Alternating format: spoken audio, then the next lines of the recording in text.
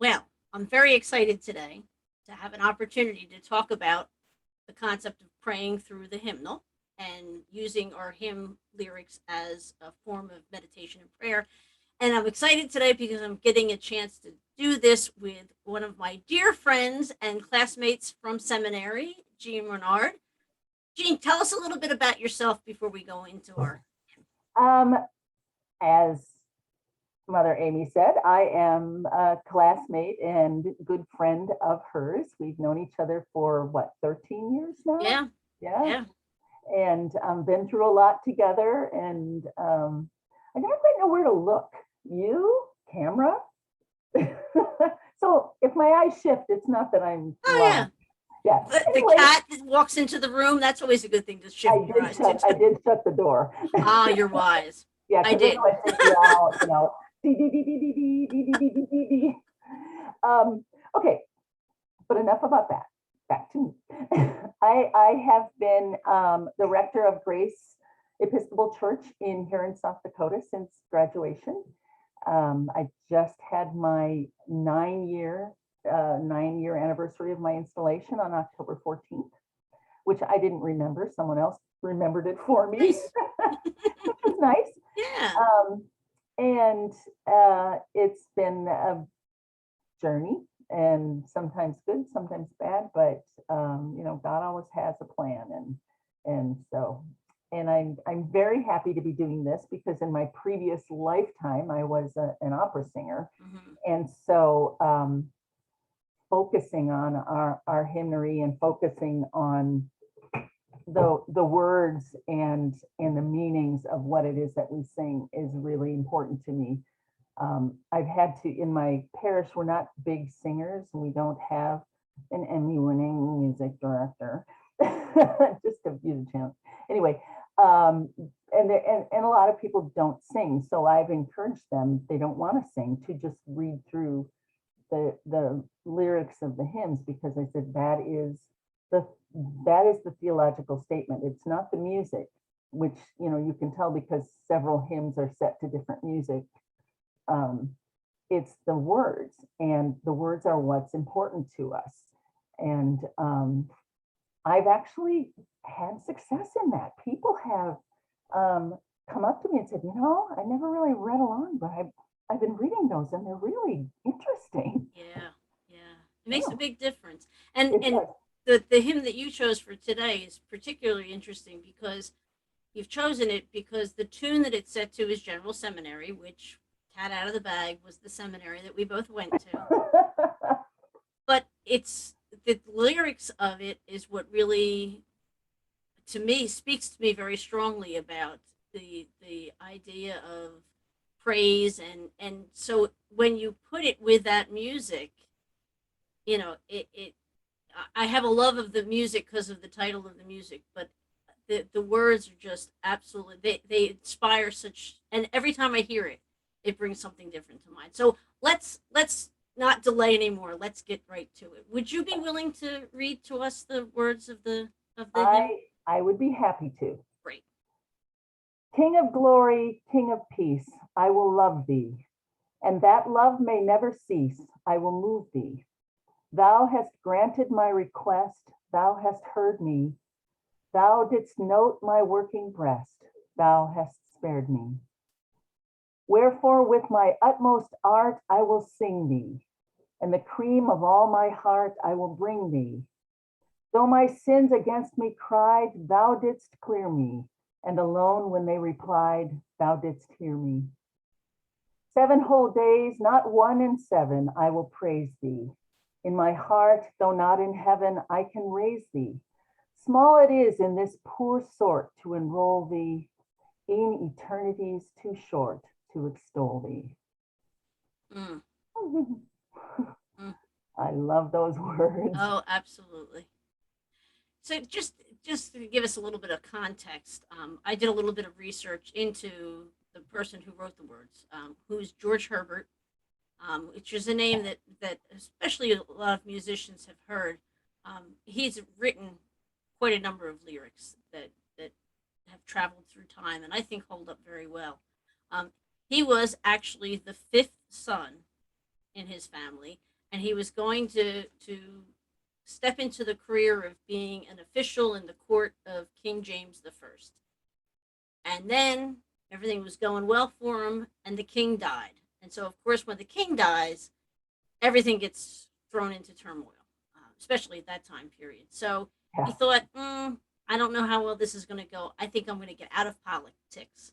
And instead of being in politics, I think I'm going to go into the church, which turned out to be a good decision on his part. He was regarded as very caring and pastoral to the people that he served, which is a goal I think all of us try to achieve as a parish priest. And he wrote poetry, and a lot of those poems were in turn turned into hymns. And he was also played a lute. He was a skilled lutist, and he himself also wrote music to go with those poems. Quite a lot of the poems that we currently have are set to other people's music, but so I don't know how much of that actual lute music continued through the ages. But there's a quote about him that I read that I thought was really, really cool. And again, I think my love of this hymn is reflective in this statement. His biographer wrote that George Herbert's hymns, he said, such hymns and anthems as he and the angels now sing in heaven. So the idea of it being heavenly music is just. He also, a friend of his also wrote that Herbert was a soul composed of harmonies. And that's for nice. you and I in particular, one of us sings soprano and one of us sings altos. So we're very comforted by the idea of harmonies and things coming together and working well together. So I think those are pretty important things to know about George Herbert, and really, really nice things to have had said about him. And so in our discussion, we don't spend a lot of time with the music element of it. And again, as I said, that general seminary is what brings us to this hymn. But what what other things do we know about the hymns? Is there anything else that you About this particular hymn or George? yeah about the words of the hymn? Well, I don't think that there's a lot of it that is specifically biblical. King of Glory comes from the 24th Psalm, which is all about the King of Glory. And then King of Peace, we don't really talk about Jesus as being the King of Peace, but we do have Christ the King Sunday that we celebrate. So those two lines really kind of set up the whole rest of the poem. It's like, you have King of Glory, this monumental, universal idea, and then King of Peace, which is not small, but personal, more personal to me. Yeah. It's almost like there are contrasts, but right, but the same. They're both elements of Jesus. Yeah. Yeah, that's really cool. I hadn't thought about that way, about that very first sentence. Right in the first few words, you get an image that is almost, like I said, almost contradictory, yet not contradictory, because both are held by Jesus. Yeah, very cool. And the way that the composer, whose name escapes me, but I'll look it up because I've got my handy dandy hymnal and Book of Common Prayer right in front of me. You should never be far from your hymnal and Book of Common Prayer. And I'm not surprised. I'd be surprised if it didn't just open right to this.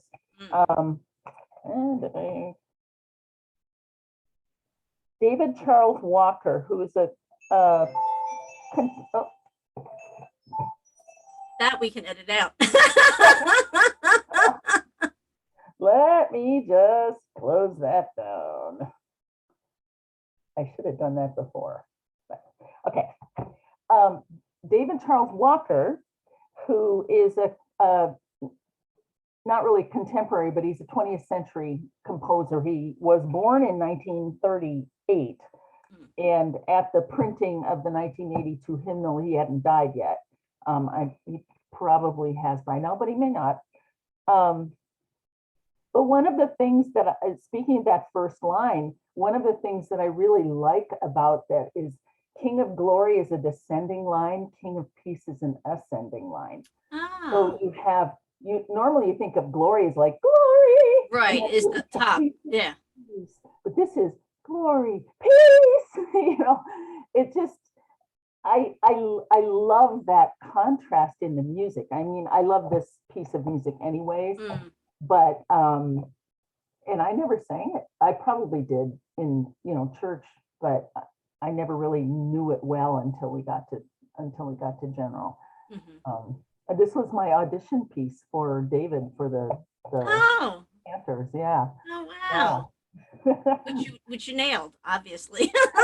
Well, weirdly enough, he wanted me to do the descant on the third verse, and it took me probably the whole first year to learn that dang descant because it's a weird off beat kind of Hmm. sense, and it's a strange note that you're entering on. So, but I do it all the time now, and everybody likes it when I sing the descant. And interesting enough, from my perspective, every time I sing that, if there isn't anyone singing the descant, I still hear you in my head.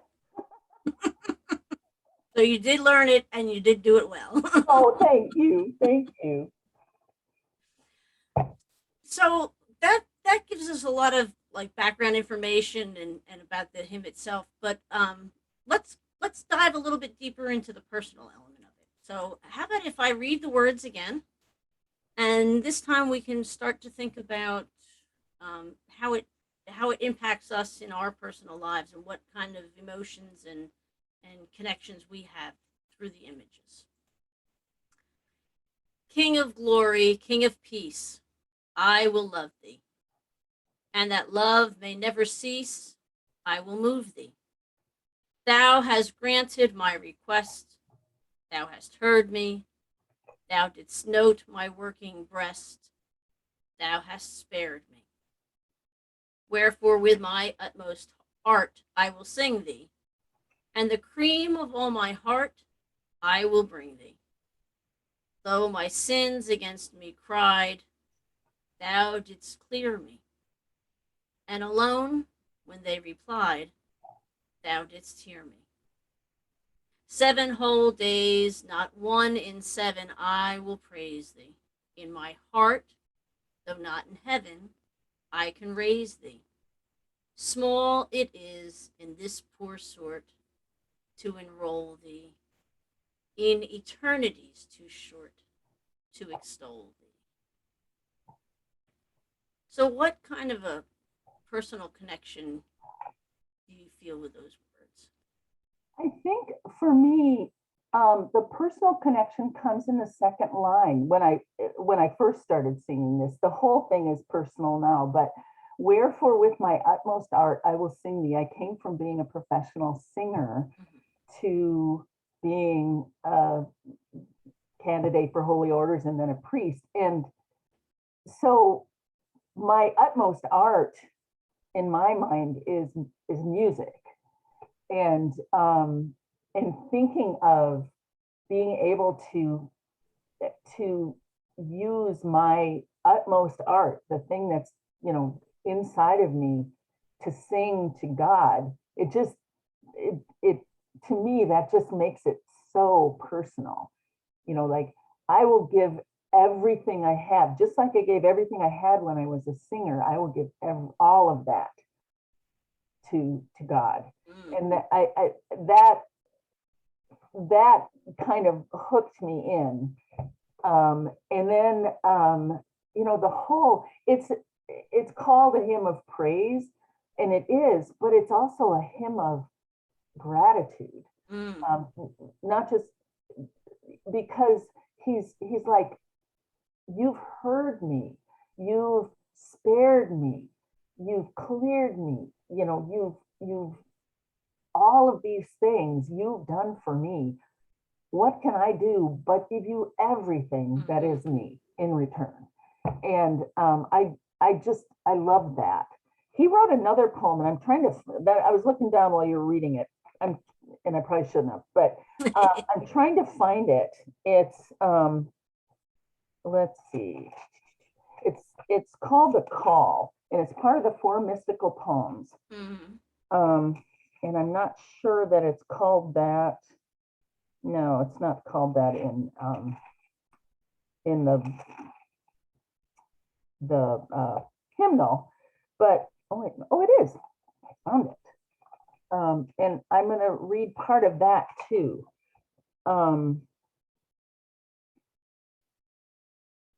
No, that's not the one. It's one of the other four mystical songs, but it also talks about utmost art, and it's, I think it's Easter. It's the one called Easter, and usually it's sung in a group of four. There's the Call, Easter. I can't remember what the other ones are, and I just love that idea of, no, it's not something out there in the ether. It's something that's inside of us. That the connection that we have with the divine is inside of us as well as outside of us. And I mean that his response to that, I'm not surprised he was a good pastor, because to be able to write something like that, you have to really understand how we are connected to God.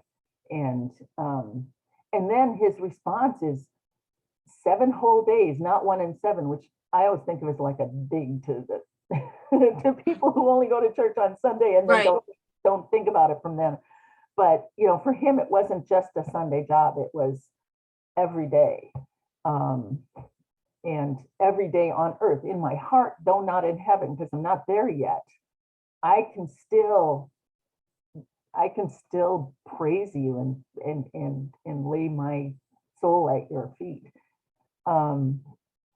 And yeah, I am such a big George Herbert fan anyway. I tried to read some of the other mystical poets, John Donne probably being the most famous, but they're a little more obscure. That I think George Herbert has really had his foot on earth as well as his foot in the clouds. Yeah, Head in the clouds. and as you said, you can see why he was such a good pastor, and at the same time, I think it was because he was a good pastor. He wasn't just talking about what he thought or what he felt, but he was trying to offer it for others to tap into it as well. Right.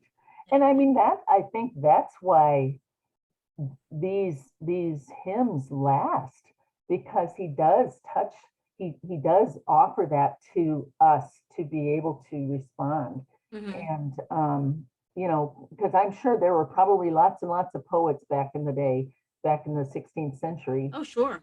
Or 17th. Is he 17th? 17th, yeah. Yeah. Or late 16th, early 17th. I'm sure there were many, poets and many poems that were written that are just lost, but some of these are so universal that they just last through the years. Yeah. So. Almost eternal and universal. Yeah. He touches on the eternal, basically. Even eternity, he even says it. Even eternity is too short to extol thee. Yeah. For as long as I live and for as long as I am after I'm dead, it's still not long enough. Still not going to be enough. Yeah. Yeah. It's incredible. I always, because you talked about contrast in the beginning, it struck me differently this time, as always happens. But I often think about like the theology that I grew up with. So when I was a kid, you were taught like a child. Thank you, St. Paul. I thought like a child, I acted like a child, but now that I'm grown, yeah. So my basic concept of heaven was, it was someplace else. It was someplace you went after you died. No matter what happened here on earth, you weren't going to get to know what heaven was like until you died, and then you went to heaven, and that was so. As I grew up in my spirituality, I wondered about that. Like, why do we always talk about the kingdom of God and heaven as something that we will eventually get to? Hmm. And I think that this is one of those poems that speaks to me in a way to encourage the thought that it isn't something that I will eventually get. Yes, it is something I will eventually get to, but it doesn't have to be something that I wait for. Right. And I love that. and I don't have to live my life with anticipating, good or bad, what's going to happen to me after I die. Hmm. That no longer is what is causing me to make the decisions I make or the actions that I take or any of that. It's the idea that you can tap into heaven right here and right now, and that you should, because if eternity is not enough time for me to be able to sing God's praises, then including my life in it as well is essential, because Yeah. you need it all. Yeah. So I must say that I hadn't really thought along those lines before until I we were talking about this hymn today, and that really is a change that I've undergone in my personal theology, in Yeah. my own life. I, Yeah, I, I love that concept. I mean, just the idea, I mean, the kingdom of God is at hand in and through us, imperfect as we are and imperfect as this world is right now. There are pieces of the kingdom of God that are here. I mean, we are made in God's image, so and we're here. So, but I love the idea of, because even eternity is too short. We have to add as much to it as we can. You let's get know, started now. get started now. Oh, that's a great topic for a sermon. I'm totally gonna preach on this on Christ the King Sunday. I think I am too. Yeah, we'll have to send each other our videos and Absolutely, yeah, absolutely. Yeah. And see what different things we come up with. Yeah, that'll be yeah, cool. Yeah. yeah. So you kind of just touched on the question that I always like to ask at the end of these conversations, and it's the one thing that sort of brings everything home for me is where do you feel God's call in this particular hymn? So what do you think God or Jesus is calling you to do, or what's the spirit moving you to think about or to do? I think this is calling us to be in constant communication with God, Mm, in constant prayer. Um, pray without ceasing. Thank you, St. Paul. Uh, in constant communication and dialogue and personal connection with God. This is really, I mean, all of these things, I've all these sins I may have done, but you cleared me, it's all about communicating and talking and loving God. And I think that too often, especially in our line of work, which is weird, you would think in our line of work, all we do is sit around and sing praise to God.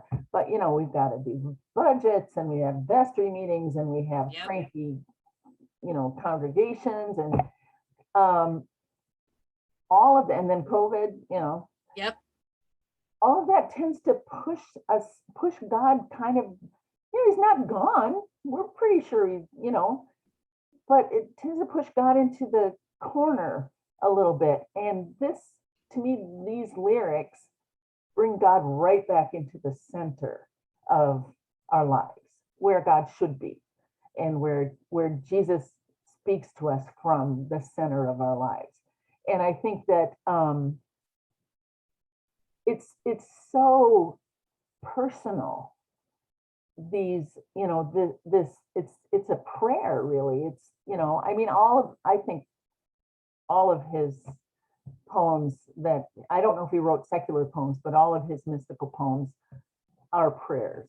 Mm, And this is one that's telling us to to just open ourselves up all the time to God, and and he's God's there.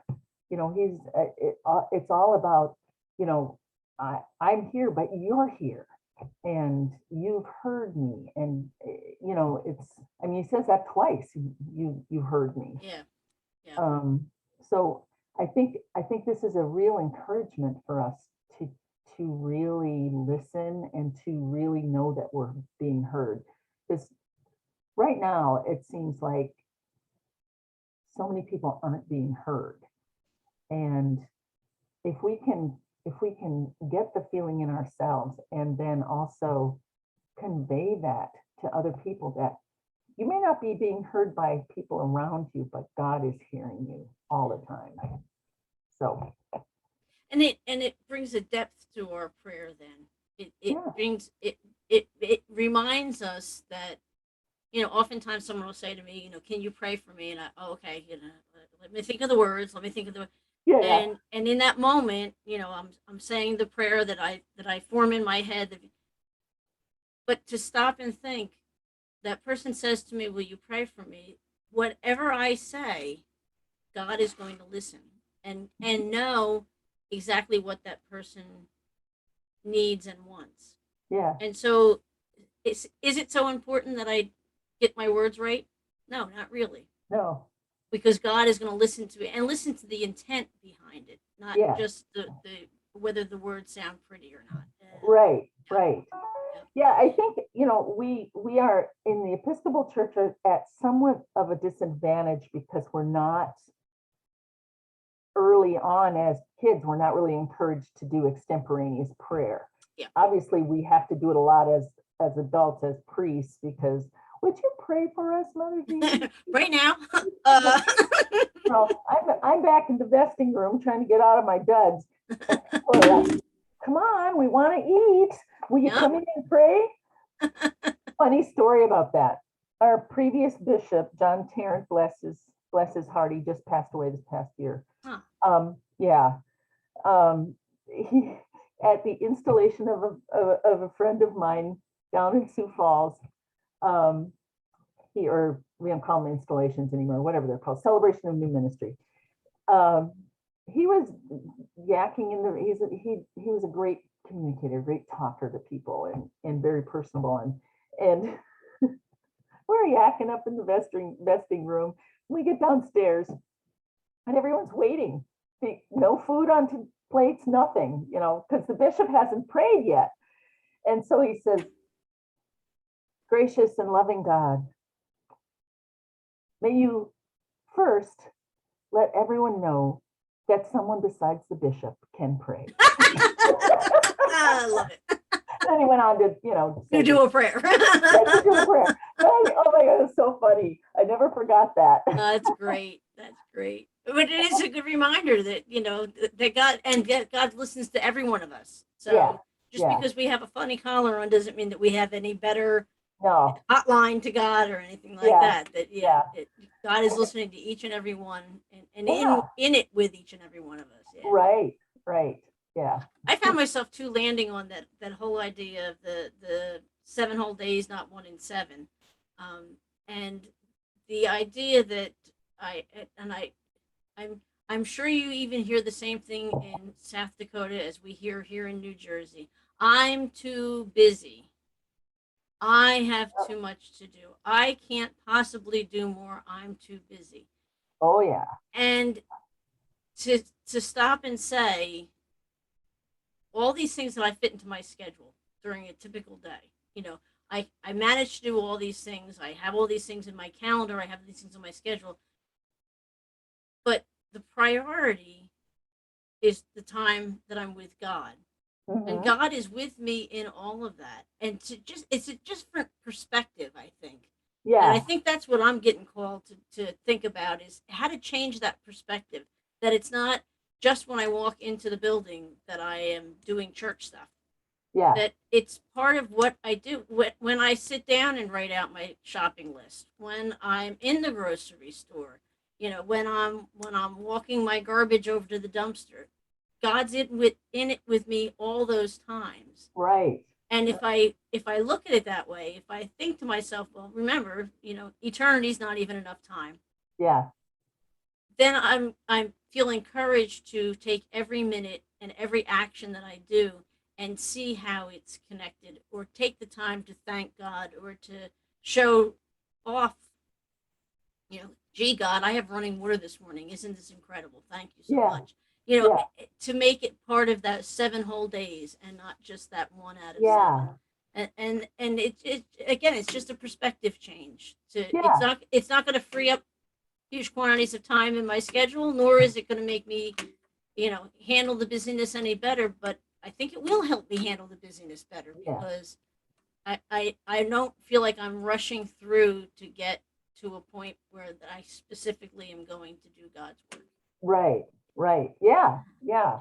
And I think, yeah, that sense of, I think it gives you a sense of calmness Mm, and a sense of centeredness that then radiates out. And people, there are people in the world who just are centered, and people kind of gravitate to them because they're so, I don't know, calm.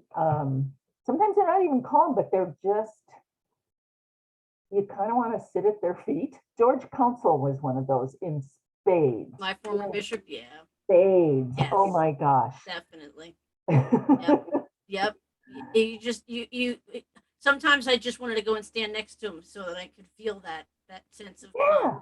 And yet he was a very busy bishop in a very busy diocese, Right. but you never had a sense that he was trying to do it on his own. He No. always was. No. He was centered in Jesus and focused on Jesus. Yeah. Yeah. And even when he wasn't talking specifically about Jesus or about God or even about the diocese or whatever, even when he just yakking, I was able to sit with him. He came and spoke. He was a friend of John Terrence, Okay. our former bishop, and he came and led our clergy retreat one year. And he invited everybody to come and sit around tables and just talk. And I was the only one that took him up on it. I'm like, oh, you people are missing out. On the other hand, I got to sit with him for 2 hours and just, yeah, we just talked Nice. about stuff. It was so amazing. And because of who he was and how he connected to God. Yeah. There, Yeah. and we could all be that way. We could all be in our own way. That's right. That's Yeah. right. That's a perfect note to end our conversation on today. Okay. Thank you so much for doing this with me. I think this is Oh, this is thank you for inviting me. absolutely. And do you think you might do it again?